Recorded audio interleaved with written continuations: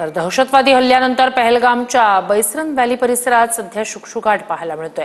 हल्ल्यानंतर पर्यटकांनी इथली बुकिंग्स रद्द केली आहेत। पर्यटकांनी भीतीपोटी या पहलगामच्या परिसरात पाठ फिरवल्याचं दिसतंय। पाहूया। भारतातलं स्वित्झर्लंड म्हणून ओळखलं जाणारं काश्मीरमधील पहलगाम या भागामध्ये आहोत। या संपूर्ण पहलगामच्या भागामध्ये बैसरन व्हॅलीमध्ये 22 तारखेला दहशतवाद्यांचा भ्याड हल्ला जो आहे तो पर्यटकांवरती झालेला होता।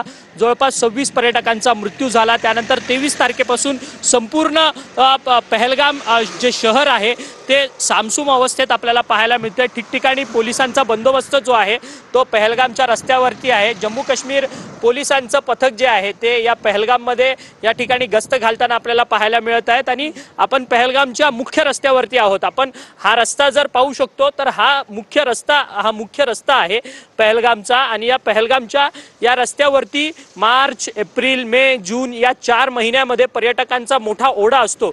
परंतु आज एप्रिल आहे आणि एप्रिलमध्ये सगळ्या हॉटेल्स वगैरे सगळी बुकिंग असताना मात्र या सगळ्या भ्याड दहशतवादी हल्ल्यामुळे हे सर्व हॉटेलची बुकिंग जी आहे ती कॅन्सल झालेली आहे। त्यामुळे एक दहशतीचं वातावरण जे आहे ते पहलगाममध्ये पसरलंय, पर्यटकांवरती पसरलंय। त्यामुळे पर्यटकांनी पहलगाममधून पाठ फिरवली असल्याचं आपल्याला या ठिकाणी सध्या पाहायला मिळत आहे। खंडू कसबेसह अक्षय मंगणी, TV9 मराठी, पहलगाम।